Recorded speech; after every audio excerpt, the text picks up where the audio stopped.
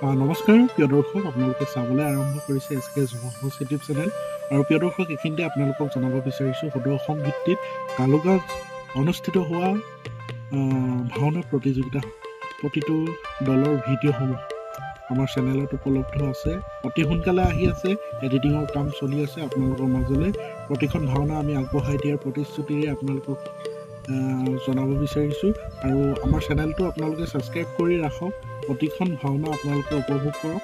খুব সুন্দৰ ৰূপত তেখেতলোকে পৰিৱেশন কৰিলে। অভিনয় দেখি সঁচাকৈ আপোনালোক আচৰিত হ'ব, ইমান ধুনীয়া অভিনয় কৰিছে। গতিকেলৈ কেনেকুৱা লাগিলেনো আপোনালোকে জনাবলৈ নাপাহৰিব আৰু ভিডিঅ'সমূহ শ্বেয়াৰ কৰি দিব।